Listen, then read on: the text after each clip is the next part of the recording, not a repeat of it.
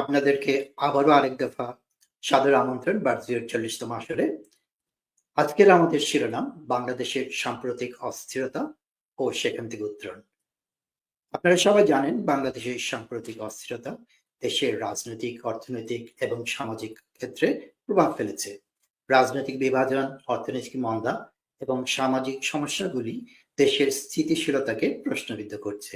এই পরিস্থিতি থেকে উত্তরণের কি উপায় এবং জাতীয় ঐক্যটা সম্ভব কিনা সে নিয়ে আজকে আমাদের অনুষ্ঠান। আশা করি পুরোটা সময় আমাদের সাথে থাকবেন, এক কাপ কফি নিয়েও বসতে পারেন। আপনারা যদি রাত্রেবেলা অনুষ্ঠানটা দেখেন, বাংলাদেশ থেকে যদি দেখেন, তাহলে কফি হয়তো আমি সাজেস্ট করবো না, কিন্তু একেবারে আরাম করে বসুন। আমরা আজকে ব্রেন স্টর্মিং বলে একটা ইংরেজিতে কথা আছে, সেটি করব, যে আমরা এই অবস্থা থেকে কি করে উত্তরণ পেতে পারি। আজকে আমাদের সাথে যুক্ত আছেন তিনজন বিশিষ্ট ব্যক্তিত্ব।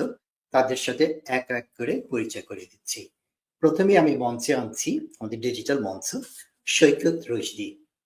তিনি একজন সাংবাদিক, রাজনৈতিক ও গণমাধ্যম বিশ্লেষক, কবি ও লেখক।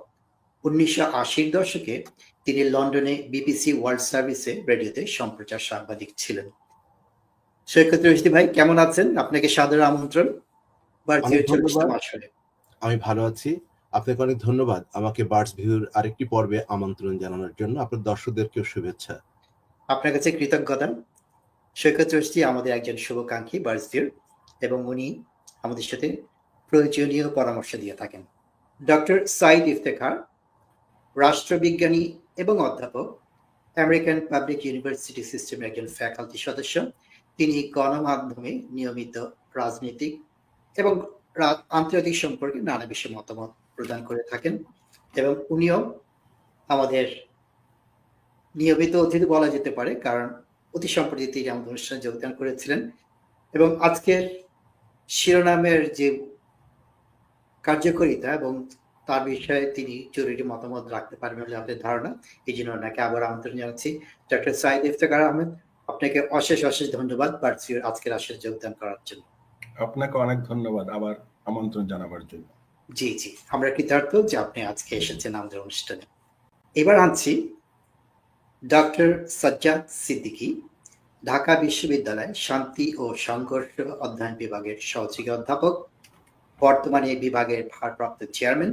তিনি অস্ট্রেলিয়ার নিউ ইংল্যান্ড বিশ্ববিদ্যালয় থেকে হাইব্রিড পিস বিল্ডিং এর উপর পিএইচডি সম্পন্ন করেছেন। ডক্টর সাজ্জাদ সিদ্দিকী, আপনাকে সাদর আমন্ত্রণ জানাচ্ছি।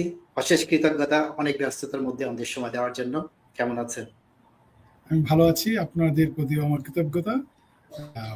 আশা করি আমরা একটা সুন্দর সময় কাটাবো একসাথে সবাই। জি, সুন্দর, এবং অবশ্যই আমরা এটাকে বলতে চাই কনস্ট্রাকটিভ, গঠনমূলক যাতে হয়। যারা আমাদের সাথে সময় কাটাবেন তাদেরকে আমরা এতটুকু নিশ্চয়তা দিতে পারি যে পুরো বিষয়টা বার্ডস ভিউ, যেরকম উপর থেকে সামগ্রিক একটা দৃশ্য যে পাওয়া যায়, সেই ব্যাপারে আমরা আলোকপাত করব, এবং সেখান থেকে আমাদের যে মূল বিষয়বস্তু সেটা থেকে উত্তরণের বিষয় নিয়ে কথা বলবো। ডক্টর সাজ্জাদ সিদ্দিকী, আপনার কাছে যাচ্ছি। ঢাকা বিশ্ববিদ্যালয়কে প্রথম থেকে ধরে নেওয়া হয় যে পুরো জাতির পাপ। ঢাকা বিশ্ববিদ্যালয় যা করে বলে সেটা পরবর্তীতে পুরো দেশেই দেখা যায়। তো এখন আপনার থেকে যদি আমি জানতে চাই, কারণ অস্থিরতা দূর করার যে প্রধান উপায় হতে পারে আমার মতে, যে যার কাজ যদি ফিরে যায়, ছাত্র পড়ালেখা করবে, শিক্ষক শিক্ষকতা করবে, এবং অন্যান্য পেশার মানুষরা যে যার কাজে যাবে। তারা রাস্তায় বসে আন্দোলন করবে না, এবং সবকিছু নিয়মতান্ত্রিক উপায় হবে। সেটা আপাত দৃষ্টিতে এক ধরনের অস্থিরতা বন্ধের উপায়। তো ঢাকা বিশ্ববিদ্যালয়ের ছাত্ররা এখন কি পড়ালেখায় মনোনিবেশ করতে পেরেছে? শিক্ষকরা তাদের কাজ করতে পারছে? ঢাকা বিশ্ববিদ্যালয় সম্পর্কে সামাজিক যে পরিবেশটা, একটা যদি ছোট করে ধারণা দেন, তাহলে আমরা সবাই নিশ্চয়ই খুবই উপকৃত হব। ধন্যবাদ আপনাকে আবারও আমাকে ফ্লোর দেওয়ার জন্য।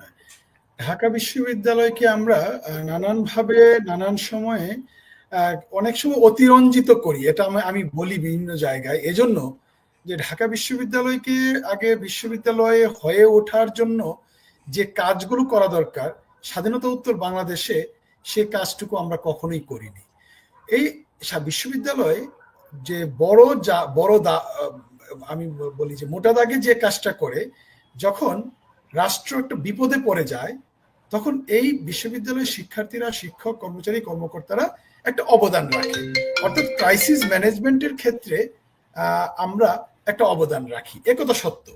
কিন্তু বিশ্ববিদ্যালয়ের যে জ্ঞান চর্চার জায়গাটা যে অবারিত রাখা, মুক্ত রাখা এবং এখানে যে ইনক্লুসিভিটির চর্চা করা, এই জায়গাগুলো আমরা একটু আমরা মনে হয় যেন পিছিয়ে আছি। তবে হ্যাঁ, এই এই অবদানকে আমরা অস্বীকার করলে হবে না। এই অবদানটা অনেক বড় একটা অবদান, যে রাষ্ট্রীয় কাঠামোতে যখন বড় মাপের কোনো ধাক্কা আসে, সেই ধাক্কা থেকে উত্তরণের জন্য ঢাকা বিশ্ববিদ্যালয় একটা বড় অবদান রাখে।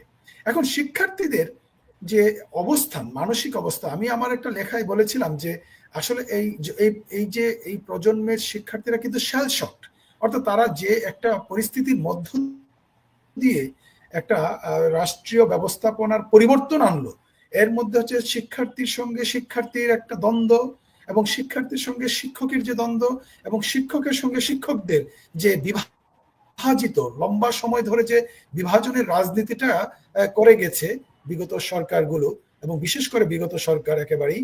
তো সেই জায়গায় আমার কাছে স্পষ্ট এখনো কিছু অস্বস্তির জায়গা রয়ে গেছে। যেমন দেখা যাচ্ছে যে কিছু শিক্ষার্থী এখনো দূর থেকে ফোন করে বলছে যে স্যার আমি কি পরীক্ষা দিতে পারবো? আমি বললাম যে হ্যাঁ, পরীক্ষা তো তুমি দিতে না পারার কোনো কারণ নেই, পরীক্ষা তো অবশ্যই দিবে, কিন্তু স্যার আমার তো মামলা আছে। তো আমি তখন উত্তর আমার একটা দিতে হয়, যেহেতু একটা দায়িত্বে আছি।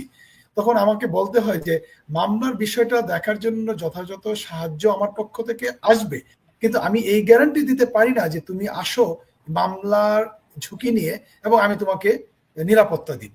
তো এই সমস্ত বিষয়গুলো আমার কাছে মনে হয় যে রাষ্ট্র এবং বিশ্ববিদ্যালয়ে একটা জায়গাতে এসে শিক্ষার পরিবেশটাকে আরো স্বতঃস্ফূর্ত করে তোলা এবং অংশীদারিত্বটাকে আরো স্পষ্ট করে তোলার জন্য রাষ্ট্র এবং বিশ্ববিদ্যালয়ের কিছু দায় আছে। সেই দায় থেকে আমি মনে করি বিশ্ববিদ্যালয়ের শিক্ষক এবং ছাত্র রাজনীতি একটা পরিশীলিত এবং আন্তর্জাতিক মানের যে বিশ্ববিদ্যালয়গুলো আছে, যে বিশ্ববিদ্যালয়গুলো দিনে দিনে উন্নীত হচ্ছে এবং তারা তাদের অবস্থানকে সুদৃঢ় করছে শিক্ষা এবং আপনার যে জ্ঞানের জায়গায়, মানের জায়গায়, সেই জায়গাতে অনুকরণীয় যে বিশ্ববিদ্যালয়গুলো আছে তাদের মডেল এনে আমাদের বাস্তবিক অর্থে যতটুকু অ্যাডাপ্টেশন করা যায় সেভাবে যদি বিশ্ববিদ্যালয়টাকে ঢেলে সাজানো যায়, তখন কেবলমাত্র আন্দোলন কেন্দ্রিক কিংবা রাষ্ট্রীয় প্রয়োজনে বিশ্ববিদ্যালয় দায়িত্ব পালন করবে, সেই জায়গা থেকে আরেকটু এক্সটেন্ডেড রোলটা গ্লোবাল স্ট্যান্ডার্ডে হয়তো করার সুযোগ তৈরি হতে পারে। কারণ এর সম্ভাবনা অনেক। এই ঢাকা বিশ্ববিদ্যালয়ের সবচেয়ে মেধাবীরা এসে চান্স পায় এবং শিক্ষার্থী হিসেবে তারা গণ্য হয়, এবং এখানকার যে শিক্ষকদের যে মান, আমি মনে করি অনেক বিশ্ববিদ্যালয়, আমি উন্নত বিশ্বের 3টে বিশ্ববিদ্যালয়ে দেখার সৌভাগ্য হয়েছে, সেই জায়গা থেকে আমি মনে করি ঢাকা বিশ্ববিদ্যালয়ের স্ট্রেংথ আছে, কিন্তু সেই স্ট্রেংথ গুলোকে আমরা ফ্রেজাইল করে রেখেছি কেবলমাত্র পলিটিক্যাল ম্যানিপুলেশনের জন্য। তো সেই পলিটিক্যাল ম্যানিপুলেশনটা যেন একটু কমাতে পারে, সেই ব্যবস্থা যদি আমরা শুরু করতে পারি আজকে, তাহলে হয়তো ভবিষ্যতে আমরা এখান থেকে একটা ভালো রূপ এবং ভালো ডিভিডেন্ড আমরা পাবো, এবং যেটা জাতির জন্য প্রয়োজন অনেক। আমার মনে হয় আপনার উত্তর একেবারে পরিষ্কার, আমরা জানতে পেরেছি এবং বুঝতে পারলাম যে বর্তমান পরিপ্রেক্ষিত কেমন, এবং ঢাকা বিশ্ববিদ্যালয়ে যে অপার সম্ভাবনা রয়েছে সেই সম্পর্কে আমরা একেবারে কারোরই কোনো সন্দেহ নাই, যেটা একেবারে সম্ভব যে ঢাকা বিশ্ববিদ্যালয় জাতির গঠনমূলক কাজে বড় ধরনের অবদান রাখতে পারে। আপনার কাছে আবারও ফিরছি ডক্টর সাজ্জাদ সিদ্দিকী। ডক্টর সাজ্জাদ সিদ্দিকী, গ্রাউন্ডের কি অবস্থা? প্রচুর কথাবার্তা হচ্ছে ভারত বাংলাদেশ সম্পর্ককে নিয়ে। দাদা কিংবা পাড়ার মাস্তান যেই হয়, কিন্তু ক্ষমতা বেশি থাকে, কারণ দাদা বলছে বয়সে বড়, দায়গতরে বড়, কিছু বললে সে তো চড়থাপ্পড় মেরে দেবে, এভাবে দাদাকে সম্মান করে, কিংবা পাড়ার মাস্তান কিছু বললে হেনস্থা করবে। বাংলাদেশের মানুষ ভারতকে বলছে দাদাগিরি করে, কিন্তু এখন দাদাগিরি বন্ধ করতে হলে তাকে কিন্তু দাদার মতো ক্ষমতা রাখতে হবে। বাংলাদেশের মানুষ বিষয়টাকে কিভাবে দেখছে, আপনি যদি একটু সংক্ষেপে বলেন। ধন্যবাদ, প্রশ্নটা প্রাসঙ্গিক। আমি ওই প্রশ্নে যাওয়ার আগে আমি ডক্টর সাইদ ইফতেখার আহমেদ ভাইয়ের প্রসঙ্গে যাই। আমি কিন্তু বলেছিলাম যে বাংলাদেশ কোনো ক্ষেত্রেই কোনো এক্সাম্পল তৈরি করতে পারছে না, সেই জায়গায় ভালো মানের যে বিশ্ববিদ্যালয়গুলো আছে তাদের কপি না করে অ্যাডাপটিভ মেথডে কিভাবে একটা হাইব্রিড মডেলের দিকে যাওয়া যায়, অন্তত পক্ষে যদি আমরা ইনোভেশনের দিকে নাও যেতে পারি, আমরা স্বকীয়তা মেনটেন করে কিভাবে অ্যাডাপটিভ মেথডে যাওয়া যায়, সেটা আমি আপনার সঙ্গে একমত যে সেটাও করা যেতে পারে আমাদের নিজস্ব স্বকীয়তা রেখে। আর বাংলাদেশ ভারতের সঙ্গে এই ব্যাপারে Talukdar Moniruzzaman sir, national professor, ওনার একটা বই আছে যে small state security South Asian কনটেক্সটে, এবং small states being a small states Bangladesh can maintain its security in many way.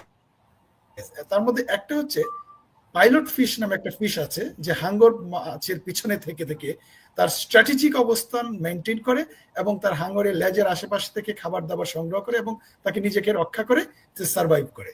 তো এটা হবে তার সার্ভাইভাল স্ট্র্যাটেজি, এবং এই সার্ভাইভাল স্ট্র্যাটেজির জন্য যে বহিরাষ্ট্রের সঙ্গে সম্পর্ক রাখতে হয় এবং অর্থনৈতিক সম্পর্ক, সামরিক সম্পর্ক যদি রাখতে হয় সেটা করতে হবে, এবং ভারতের সঙ্গে সম্পর্ক বিচ্ছিন্ন করে নয়। কারণ প্রতিবেশী, এটা একটা বড় সমস্যা যে রাষ্ট্রের প্রতিবেশী আমরা বদলাতে পারি না, আমাদের এভাবে হাউস হোল্ড প্রতিবেশী আমরা বদলাতে পারি, কিন্তু রাষ্ট্রের হিসেবে যে প্রতিবেশী আছে বদলাতে পারি না, তাকে আমাদের স্ট্র্যাটেজিক্যালি মেনটেন করতে হবে। আর ভারতের সঙ্গে বাংলাদেশের সম্পর্কটা ঐতিহাসিকভাবে আমাদের অম্লমধুর।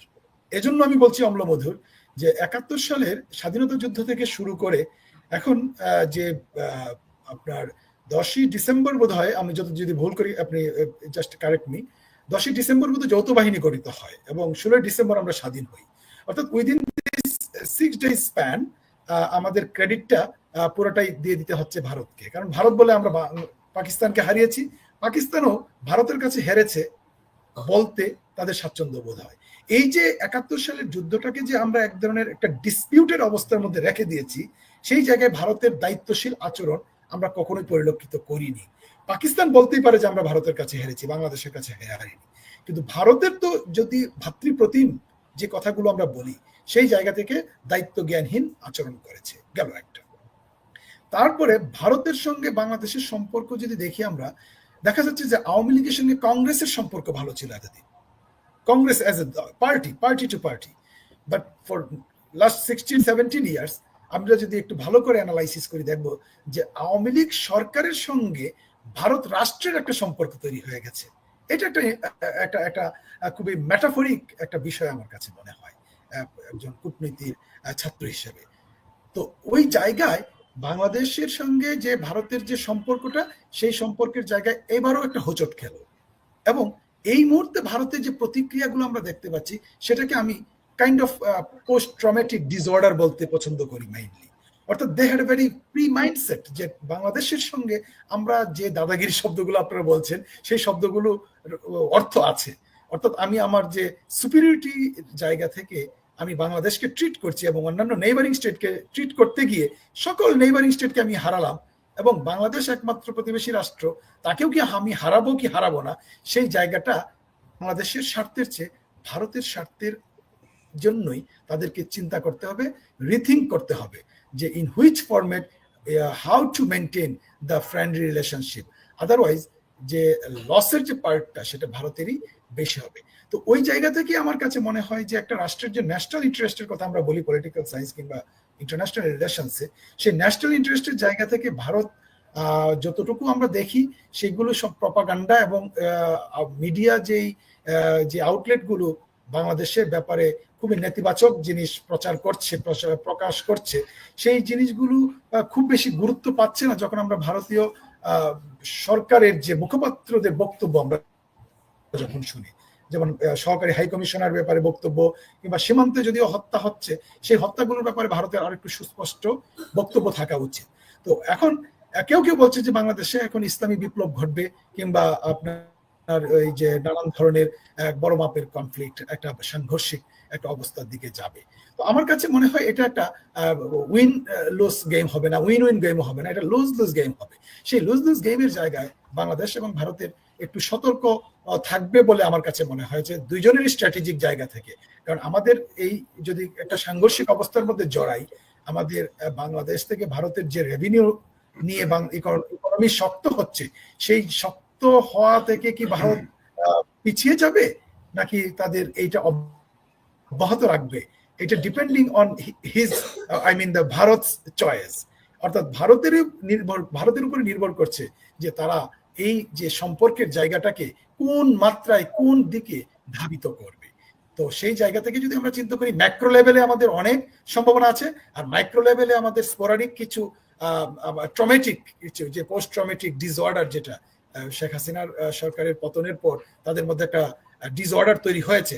এটা একেবারে হুইমজিক্যাল একটা ডিসঅর্ডার, এটা মিনিংফুল না, এটা কোনো ধরনের কার্যকর কোনো ভূমিকা পালন করবে বলে আপাতত আমি মনে করি না। আমার মনে হয় ডক্টর ইউনূস সরকার এবং ভারত সরকার যৌথভাবে এই জিনিসগুলো খুব শান্তিপূর্ণভাবেই দেখবে বলে আমি। ধন্যবাদ আপনাকে ডক্টর সাজ্জাদ সিদ্দিকী। হাসান ভাই, আমি কি একটু যোগ করব, একটু সুযোগ দিবেন কয়েক সেকেন্ড? তো এখন আমাদের আসলে কি প্রায়োরিটির একটা ব্যাপার আছে, যে সাইদ ভাই খুব সুন্দর করেই বলেছেন।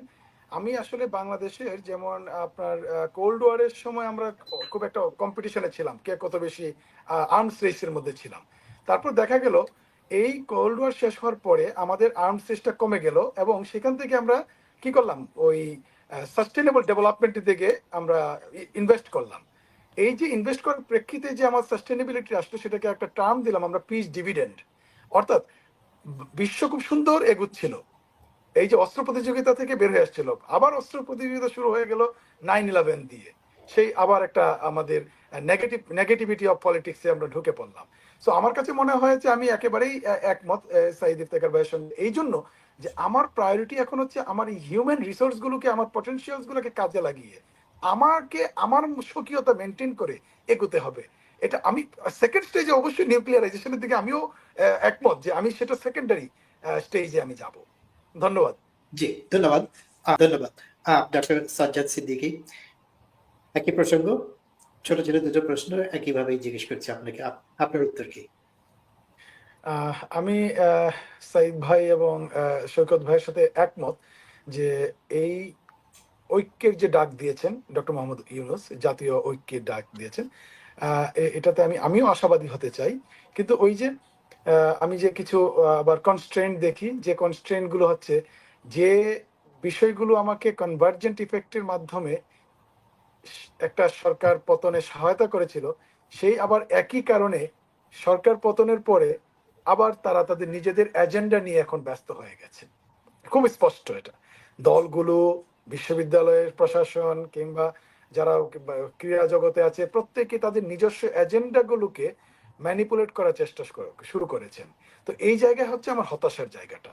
আর আশার জায়গাটা হচ্ছে, যেহেতু এই জাতি ঐক্যবদ্ধ হতে পারে বিভিন্ন সময়ে, তো এই ঐক্যের ডাকের সাথে এই জায়গাটাতেও কাজ করতে হবে, যেই জায়গাগুলো ডিসেন্ট হিসেবে কাজ করছে, ভিন্ন মত হিসেবে কাজ করছে, কিংবা বিরোধিতা করছে, এই সরকারকে অসহযোগিতা করছে, যাদের কাছ থেকে আমাদের সহযোগিতা প্রত্যাশিত ছিল, সেই জায়গাতে আমাদেরকে আরো একটু ইনক্লুসিভিটি বাড়াতে হবে, তাদেরকে ইনক্লুড করতে হবে। যে পটেনশিয়াল কন্ট্রিবিউটর যারা থাকবে বিভিন্ন ক্ষেত্রে, যারা এক্সপার্ট আছেন দেশে বিদেশে, এবং প্রথিতযশা যারা সাংবাদিক আছেন, শিক্ষাবিদ আছেন, সেটা নট নেসেসারিলি যে আজকে বাংলাদেশে অবস্থান করতে হবে, তাদের যে মেধা এবং শ্রম কাজে লাগানোর চেষ্টা করতে হবে এই জাতীয় ঐক্যের ডাকের সঙ্গে।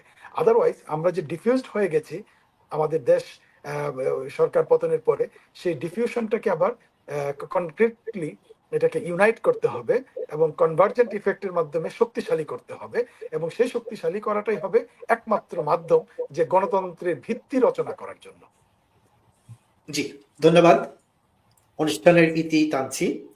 আজকের এই গুরুত্বপূর্ণ বিষয় সাম্প্রতিক অস্থিরতা এবং সেখান থেকে উত্তরণ, সেটা নিয়ে আজকে আমরা দীর্ঘ আলোচনা করলাম।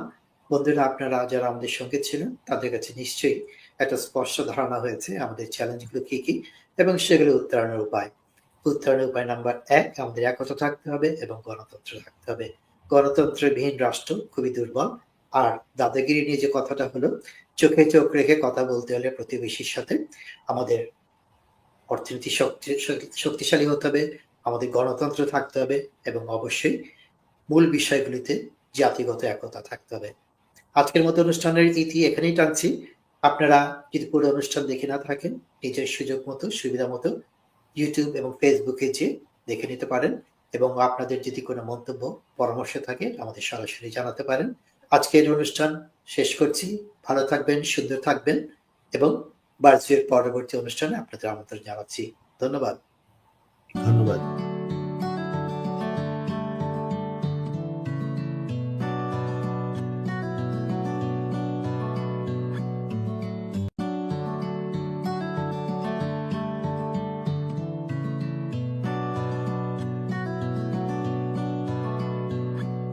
ডক্টর সাজ্জাদ সিদ্দিকী, আজকে ৩ জন অতিথির মধ্যে আপনি বাংলাদেশ থেকে যোগদান করেছেন।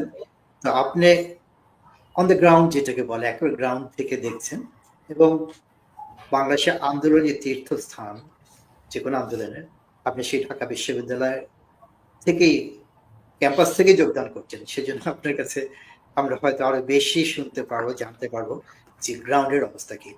আপনার কাছে যে প্রশ্নটা আমি করতে চাই সেটা হলো যে গত 16 বছর কিংবা যদি আরেকটু বড় প্রেক্ষাপট বলি, বাংলাদেশ স্বাধীন হওয়ার পর থেকে যে সামাজিক চাপটা ছিল, অনেক ধরনের বৈষম্য ছিল এবং সম্ভবত এখনো চলছে। আপনাকে যদি আমি জিজ্ঞেস করি যে এই সামাজিক বৈষম্য কিভাবে এই আন্দোলনের একটা উপাদান হিসেবে কাজ করলো? অসম্ভব সুন্দর একটা প্রশ্ন। প্রশ্নটার জন্য ধন্যবাদ। যে আমার কাছে যে তাত্ত্বিক যে ব্যাখ্যাগুলো আছে আমি সেগুলো দিয়ে আমি শুরু করি, তারপর আমাদের যে বাস্তবিক যে উদাহরণগুলো আমরা পরিলক্ষিত করলাম বাই দিস টাইম আমরা সেগুলোকে কানেক্ট করার চেষ্টা করি। অর্থাৎ আমি যদি গত আন্দোলনটাকে একটা কনভার্জেন্ট ইফেক্ট হিসেবে যদি আমি চিন্তা করি, অর্থাৎ স্পোরাডিক্যালি আপনি over the years, last 16 years আপনি কি করেছেন যে বিভিন্ন জাতি, গোষ্ঠী, ধর্ম, বর্ণ নির্বিশেষে নিপীড়ন করেছেন। তো এই নিপীড়ন করে আপনি সাকসেসফুল হয়েছেন। অর্থাৎ গত রেজিমের যে সরকার প্রধান শেখ হাসিনা, তো উনি আওয়ামী লীগ বিএনপি যখন নির্বাচনে আসতে চাচ্ছে তাকে নির্বাচন করে এক ধরনের অ্যাসিড টেস্ট দিতে হয়েছে, নির্বাচন থেকে বিরত থেকে অ্যাসিড টেস্ট দিতে হয়েছে। এরকম করে ধর্মভিত্তিক রাজনৈতিক দলগুলোকে নিপীড়িত করে নিবারণ করতে সক্ষম হয়েছে। বাদ সাধল হচ্ছে বেকার ছেলেগুলো যখন চাকরি পেতে গেল, চাকরি যে কেন পাচ্ছে না বিশ্লেষণ করতে গিয়ে দেখলো যে 56-57% হচ্ছে কেবলমাত্র কোটা। এই যে তার মধ্যে একটা বঞ্চনা বোধ তৈরি হলো, সেটা তাত্ত্বিকরা বলেছে যে এটা হচ্ছে আপনার এক ধরনের অ্যাসপিরেশনাল ডেপ্রিভেশন। যে আপনি একটা অ্যাসপিরেশন নিয়ে এগোচ্ছেন, লেখাপড়া শেষ করছেন চাকরি পাওয়ার জন্য, চাকরি পাওয়া মেধার ভিত্তিতে নাও পাওয়া একটা জিনিস, কিন্তু অনৈতিক একটা ব্যবস্থাপনার জন্য আপনি চাকরি না পাওয়াটা বেদনার বেশি। তো সেই বেদনাবোধ থেকে যখন ছেলে মেয়েগুলো ঢাকা বিশ্ববিদ্যালয়ের লাইব্রেরির সামনে কিংবা রাজশাহী বিশ্ববিদ্যালয়ের কোনো এক চায়ের দোকানের সামনে গল্প করতে করতে কিছু আমরা বলি যে থিমেটিক অ্যানালাইসিস, আমরা রিসার্চের ভাষায় বলি, ওই থিমেটিক অ্যানালাইসিসের মতো একটা থিম দাঁড়িয়ে গিয়েছিল যে এই সরকার আমাদের কোটার নামে আমাদেরকে এক ধরনের বঞ্চনার মধ্যে ফেলে দিচ্ছে, আমাদের যেটা হচ্ছে যে পটেনশিয়াল কনস্ট্রেইন্ট করছে আমাদের। আমি মেধা থাকা সত্ত্বেও আমি চাকরি পাচ্ছি না। তো এটাকে জোহান গালদুং নামে এক ভদ্রলোক আছেন, উনি US based piece and conflict studies এর প্রবক্তা কিংবা ফাউন্ডার বলি আমরা। জোহান গালদুং এটাকে বলেছেন স্ট্রাকচারাল ভায়োলেন্স। অর্থাৎ আপনি সমাজে সরাসরি যুদ্ধ নেই, তাই বলে আপনি সমাজটাকে শান্তিপূর্ণ কিংবা শান্তির অবস্থা নিশ্চিত হয়েছে বললে ভুল হবে। এটা আমরা প্রিহিস্টরিক এই যে আমরা বলতাম যে যুদ্ধের অনুপস্থিতি একমাত্র শান্তি, কিন্তু জোহান গালদুং বলছেন যে না, একটা সমাজ যুদ্ধ নাই থাকতে পারে, কিন্তু ওই সমাজে থাকতে পারে নিপীড়ন, আপনার বঞ্চনা, তারপর এইজিজম, সেক্সিজম, তারপর হচ্ছে অ্যাডাল্টিজম, এই ধরনের নানান উপাদানগুলো সমাজে এমবেডেড হয়ে থাকতে পারে। সেই এমবেডেড সার্কামস্ট্যান্সেসকে আপনি পিসফুল বলবেন, সেটা এই মানবতাবাদী ব্যবস্থাপনার মধ্য দিয়ে যখন বিশ্ব এগুচ্ছে তখন আমরা বলতে রাজি না। তো বাংলাদেশ 71 সালে স্বাধীন হয়েছিল, সে কথা সত্য। একটা আমরা স্বাধীন বলবো যে ভূখণ্ড পেয়েছি কিনা সেই জায়গায় অনেক বিতর্ক আছে। একটা ভূখণ্ড পেয়েছিলাম, সেই ভূখণ্ডটা পাওয়ার ক্ষেত্রে আমরা 71-এর পর থেকে আমরা এক ধরনের বঞ্চনা বোধ এবং নিপীড়নের মধ্য দিয়ে যাচ্ছিলাম, কিন্তু গত রেজিমটা যেটা সেটা সবকিছুকে হার মানিয়েছে বলে অনেকেই। সেই হার মানানোটাই এই যে একটা কনভার্জেন্ট ইফেক্ট বলছিলাম, যে আপনার বিভিন্ন যে সেক্টর গুলা, স্টেক হোল্ডার গুলাকে নিপীড়নের মধ্য দিয়ে যে তাদেরকে দমন করে ফেলাটা, ওরা আপাত দৃষ্টিতে দমন হয়েছে বললেও আসলে দমন হয়নি। সেটা হচ্ছে সেই আন্দোলনের যে চরম অবস্থা যখন ধারণ করেছে, দল মত নির্বিশেষে, ধর্ম বর্ণ নির্বিশেষে সবাই এই আন্দোলনের শরিক হয়ে গেল, একেবারে সুবিধাভোগী অংশটা ছাড়া। অর্থাৎ যারা হচ্ছে যে ডিভিডেন্ড খেয়েছে গত রেজিমের, সেই ডিভিডেন্ড যারা পেয়েছে তাদের বাইরের আমি মনে করি সবাই এই যুদ্ধে অংশগ্রহণ করেছে। সেটা মোটামুটি আন্দোলনের যে জন সমাগম এবং জন উপস্থিতি এবং ঢাকা বিশ্ববিদ্যালয়ের রাজু ভাস্কর্যে যে সমবেত হওয়া, একত্রিত এবং সারা বাংলাদেশে সে একত্রিত হওয়ার যে চিত্র, এই সবগুলো যদি আমরা মিলাই এবং সংসদ ভবনের ভিতর যে শ্রীলঙ্কান স্টাইলে যে আমাদের উচ্ছ্বাস সাধারণ জনগণের, সেই উচ্ছ্বাসটুকু কেবলমাত্র কোনো একটি ফ্যাক্টরকে কেন্দ্র করে নাই। মানুষের যে একেবারে কি বলবো যে নিষ্পেষিত ছিল, তাদের মধ্যে যে নানা রকমের নিপীড়িত বাস্তবতার মধ্য দিয়ে যখন একটু নিঃশ্বাস ফেলার সুযোগ পেয়েছে, তখন মানুষ সেই আনন্দটা ভোগ করেছে। এখন আপনার যে প্রশ্নটা ছিল সেই প্রশ্নের জায়গায় ফিরে আসি এখন। অর্থাৎ আমরা এই বঞ্চনাবোধকে কেন্দ্র করে একটা আন্দোলন শুরু হলো, আর সেই আন্দোলনটাকে সাপোর্ট দিল যারা হচ্ছে যে বিগত সময়ে নানান প্রেক্ষিতে বঞ্চিত ছিল, নিপীড়িত ছিল, নিগৃহীত ছিল। ফলে এটা একটা কালেকটিভ ফোর্স হয়ে গিয়েছিল তখন। বিশেষত 15ই জুলাইয়ের পর থেকে, অর্থাৎ আমি যদি ছোট করে আমার নিজের গল্পটা বলি, জাহাঙ্গীরনগর বিশ্ববিদ্যালয়ে প্রথম শিক্ষকরা অর্থাৎ শিক্ষালয়ে প্রথম তারা একটা প্রতিবাদ করে, সেই প্রতিবাদের ভিডিওটা আমি আমাদের শিক্ষক সমাজের একটা প্ল্যাটফর্মে দিয়েছিলাম যে কেউ না কেউ এগিয়ে আসবে, আমি যাব না, আপনি যাবেন না, কেউ যাবে না, আপনি মনে রাখবেন কেউ না কেউ যাবে প্রতিবাদ করতে। অর্থাৎ ঢাকা বিশ্ববিদ্যালয়ের খেলার মাঠ থেকে শুরু করে টিএসসি, আনাচে কানাচে যেখানে যাকে পেয়েছে, ছাত্রলীগ যে বেদরক পিটিয়েছে এবং নারী শিক্ষার্থীও সেখান থেকে বাদ যায়নি। এই যে বাস্তবতায় তখন বিবেকবান মানুষ আর ঘরে থাকতে পারেনি বসে থাকতে, সেই তাগিদ থেকে আমরাও সেই